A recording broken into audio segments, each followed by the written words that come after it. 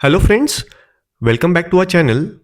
इस वीडियो में हम देख रहे हैं बोर्ड एग्जामिनेशंस 2026 के पॉइंट ऑफ व्यू से अलजेब्रा चैप्टर 1 के कुछ इंपॉर्टेंट क्वेश्चंस। तो क्वेश्चन में दिया है solve using Cramer's rule 4m plus 6n is equals to 54 and 3m plus 2n is equals to 28। बहुत से टाइम क्रैमर्स रूल के ऊपर में क्वेश्चंस आते हैं, तो ये बहुत इंपॉर्टेंट टॉपिक है, इसको हमें ध्यान से करना है। तो क्वेश्चन में पूछा है, दो इक्वेशंस दिए हैं और जब स्पेशली पूछा है क्रैमर्स रूल से सॉल्व करना है, तो हम अगर दूसरे किसी भी टाइप से इसे सॉल्व करेंगे तो हमें मार्क्स नहीं मिलने वाला है। तो यहाँ पे हमें ध्यान रखना है कि पूछा क्या है। तो क्रैमर्स रूल का यूज करके यहाँ पे दोनों इक्वेशंस को हमें सॉल्व करना है। तो हमें पता है सबसे पहले क्रैमर्स रूल में जब भी दो इक्वेशंस दिए हैं हम उन्हें लिखेंगे ठीक से। तो हम यहां पे लिखेंगे 4m plus 6n is equal to 54, 3m plus twice n is equal to 28। Reason यहां पे हम गिवन लिखेंगे।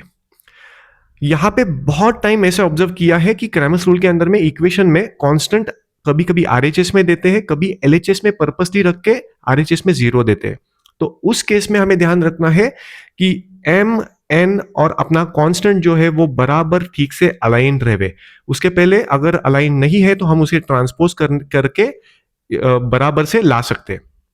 सबसे पहले हम फाइंड करेंगे डी जब भी हम डिटर्मिनेंट फाइंड करते हैं तो इसके अंदर में हम coefficients of both the unknown variables लिखेंगे।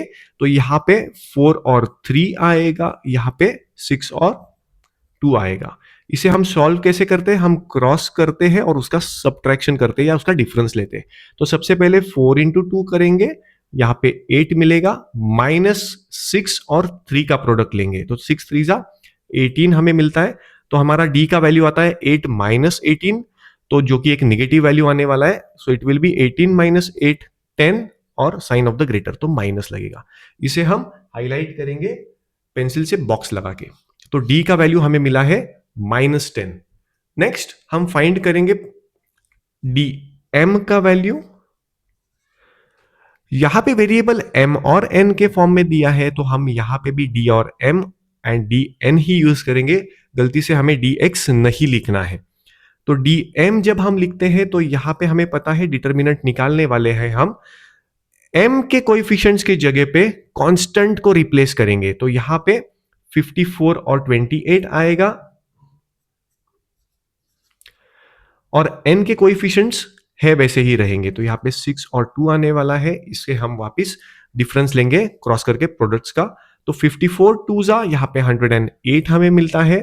सब्ट्रैक्ट करेंगे उसमें से 6 इंटू 28, तो 6 8 जा 48, 4 6 2 जा 12, तो यहाँ पे 168 हमें मिलता है। दोनों का डिफरेंस लेने के बाद हमें मिलेगा यहाँ पे 108 माइनस 168, तो यहाँ पे भी नेगेटिव वैल्यू आएगा। 168 माइनस 100, तो यहाँ पे -60 हमें मिलेगा। इसे भी हम हाईलाइट करेंगे एक बॉक्स लगा के। नेक्स्ट हमें फाइंड करना है डी एन। तो यहां पे जब डी एन फाइंड करते हैं तो एन के कोएफिशिएंट्स के जगह पे रिप्लेसमेंट होगा आपके कांस्टेंट वैल्यूज का। तो यहां पे हम लिखेंगे 4 और 3 और एन के कोएफिशिएंट्स की जगह पे कांस्टेंट आने वाले हैं। तो यहां पे 54 आएगा, नीचे 28 आएगा।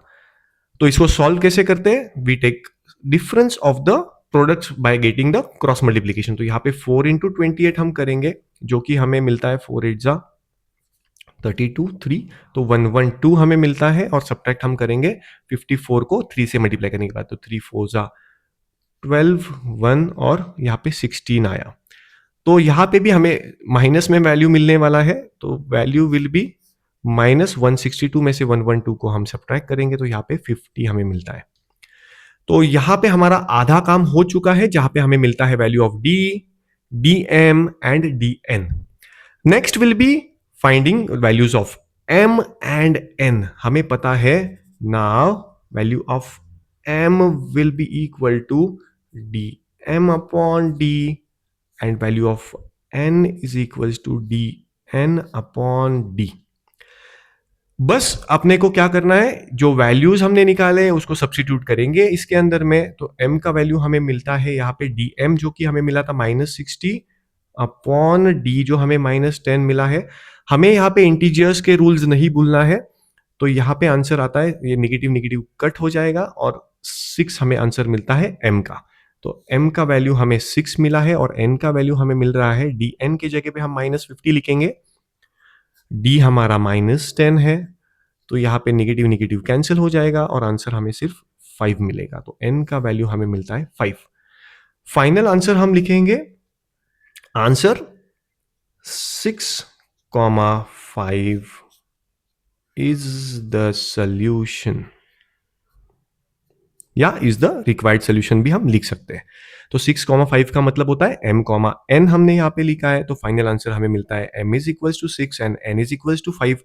फाइनल आंसर को हम एक बॉक्स लगा के हाईलाइट करेंगे, जिससे चेक करने वाले सर को हमारा फाइनल आंसर इजीली और क्लियरली विजिबल हो। तो फाइनल आंसर हमें मिला है 6 और 5, ये सोल्यूशन है रिक्वायर्ड गिवन इक्वेशंस का। Thank you.